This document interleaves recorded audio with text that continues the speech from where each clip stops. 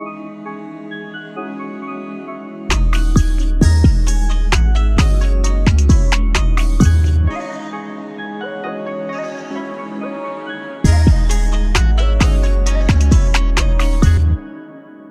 isn't necessarily an easy video to make based on how I feel about Boa Hancock. I'm not exactly sure where to scale her, but I know that this is one character that's extremely difficult based on what we've seen so far from her. And it hasn't been that much combat-wise, but portrayal-wise, she should be pretty powerful. But this really isn't about Boa Hancock. Unfortunately, she's just on the wrong end of things. This is more so about Koby and what I see for him going forward. The expectations for Koby are high, because based on Luffy's dream, he's somewhat the direct parallel that we see going forward. There are a few Marines that people see following Luffy throughout the story. 3 are Koby, Smoker, and Fujitora. But right now, I think the person that should confront him directly, more often than not, next to Smoker, would be Koby. Why do I think Koby should defeat Boa Hancock here? It's a few things, and based on how One Piece has progressed throughout or over time, I think this is the perfect opportunity for Oda to do a few things here. I want to preface it with this though. I think there is a possibility that things could go awry, and Koby could help Boa Hancock and they could both go to Wano. However, I think that's unlikely, but it is a possibility. I think we have to look at Koby and understand exactly what Koby is and the point of Koby's character. It takes us all the way back to chapter 2. Koby was pretty much a regular kid, and he was working with Alvida, or you can say he was being abused by Alvida, working under her, until he met Luffy. While meeting Luffy, things changed in his psyche. After they met, Luffy told him his ultimate dream, to become the Pirate King, and Koby refuted that, saying, how can you say something like that in this era? There's no chance of something like that happening. That's utterly impossible. And Luffy essentially told him that that's his dream, and he doesn't mind dying for his dream. And from that moment, Koby recognized it as amazing resolution. The fact that he's willing to die for his dreams. And when we say dream, a pretty lofty dream, the Pirate King. It then makes Koby question his dream, where he starts to think about what if he can accomplish his dream, to become a Marine. And then we see the first hint of resolve when he insults Alvida. Koby's someone with deep resolution. It's shown again when him and Luffy meet later in the story. Throughout Luffy's and Koby's interaction early, it's been ingrained into us that Luffy's going to become a great pirate and Koby's going to become a great Marine, and they're going to be adversaries in the future. That's something that's destined to happen. I want us to talk about One Piece chapter 6. That's weird to say, knowing that we're at One Piece chapter 956 right now. So 950 chapters ago, I think it was all laid out for us. In that single chapter, it was mentioned that Luffy wants to become Pirate King, Koby wants to become a great Marine, and Zoro wants to become the world's greatest swordsman. I think this is clear that at the end, the world's greatest swordsman, the Pirate King, and in Koby's case, the Fleet Admiral, which I believe he will be, are going to be relatively on the same level. I expect Koby and Luffy to be stronger than Zoro, but they're going to be around the same level regardless. In any great story, I think it's essential for you to set up a prime antagonist, but then you also have a future antagonist, someone that's end game. For Luffy, we assume it to be Blackbeard and of course the Gorosei and the Celestial Dragons, but there's no doubt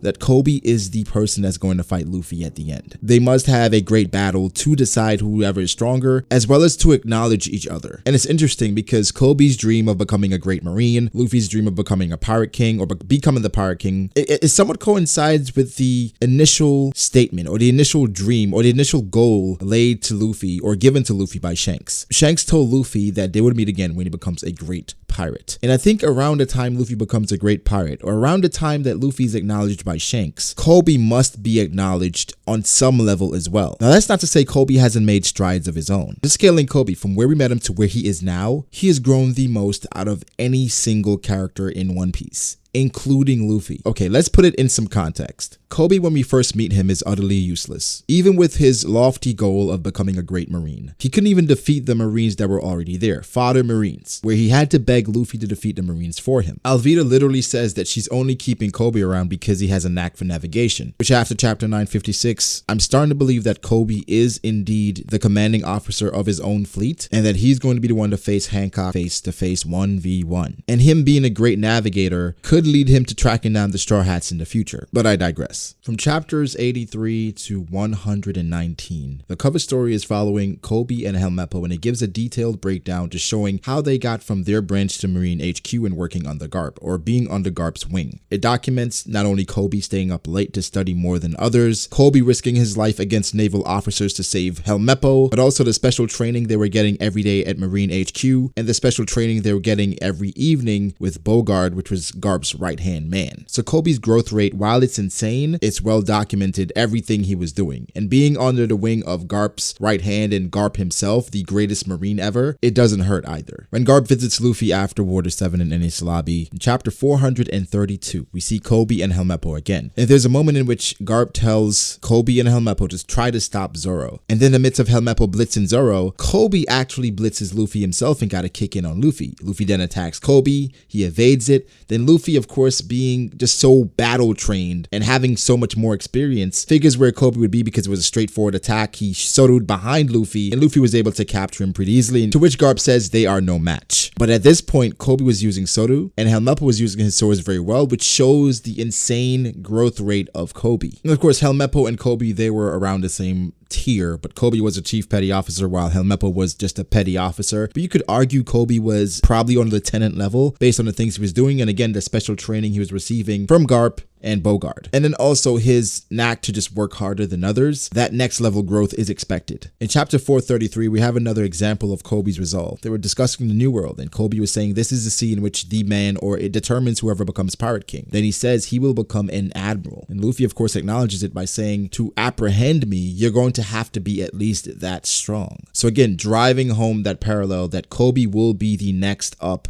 for the new generation. In chapter 569, we're now at Marineford and Koby sees Luffy and he feels like he has to step up to defeat Luffy and he has to have an intent to kill him because that's just the resolve that you must have against strong pirates. He is effectively one-shotted by Luffy at Marineford. Again, the resolve that Luffy had at this point to save his brother. Luffy was just hit with another shot of adrenaline by Ivankov. At that point, Koby stood no chance again versus Luffy, but he was moving better, and again, more growth for Koby. In chapter 594, the post-war arc, Oda gives Koby yet another boost in which he unlocks observation haki. They even made mention of the fact that Marines Vice Admiral class or above, they're able to make use of this ability. This doesn't happen often in the series in which an antagonistic character is given a boost of this nature, in which once this character comes back, he's going to be a lot stronger. But another fact is the mention of Garp and saying that Garp can train you on this level of haki or this type of haki. It adds to Koby's growth rate, and even though after the time skip, he was a captain, and now we know he's a Rear Admiral, I think Koby can compete with Vice Admirals pretty easily. So even though currently it literally says Rear Admiral and he was recently promoted, I think Koby, after he captures Boa Hancock, he will be promoted to Vice Admiral. Now, people are still asking, all right, with all this growth, with everything that's been going on with Koby, still, why do you think he should capture Boa Hancock? I think it's an interesting relationship there with Koby and Luffy, and of course Hancock and Luffy. With Koby's growth, it's obvious Oda has been preparing him for a moment like this. I didn't even mention Koby essentially outspeeding a torpedo underwater, but different moments like this is giving you an indication of Koby's growth without actually seeing everything he's going through. Again, we're not sure exactly what happened at the Rocky Port incident, but we know for a fact that Koby at this point should be a worthy adversary, not for Luffy, but I think for Boa Hancock. Pre-time skip, we saw that he unlocked haki, observation haki. Post-time skip, the power scaling is a lot different, and the jump that characters experience is on another level. Koby, from what we've seen pre-time skip, he has the biggest jump out of any character in the series. So let's scale it a bit. Luffy, post-time skip, he went from not being able to defeat a pacifista with his crew to being able to effectively one-shot a pacifista casually. People go to the fact that Luffy was training singularly on things he needed work on with the best possible trainer for this in Rayleigh. You could argue the same for Koby by having Garp, who is probably, again, the greatest Marine, one of the strongest Marines ever, doesn't have a devil fruit, and can train Koby in not only haki, but also obviously armament haki and different nuances of fighting ability users while not having an ability yourself. Koby was essentially in a perfect situation, just like Luffy, but he was on the other end of the spectrum. Luffy's ascension essentially started with Crocodile. No one expected Luffy, of course, outside of the readers, but just in the story, or just from the perspective of this kid coming out of nowhere, coming out of the weakest sea, East Blue, to take down a legendary character or a legendary pirate like Crocodile was unheard of. He was a warlord. He had a great team around him. He had the most powerful devil fruit type in a Logia, yet Luffy was still able to defeat him. Granted, it took several chances. Like Luffy had to be defeated a couple times, and then he was able to find Crocodile's Crocodile's weakness, and then he took advantage of it, and he effectively defeated Crocodile. With Koby versus Boa Hancock, of course, Boa Hancock's abilities presents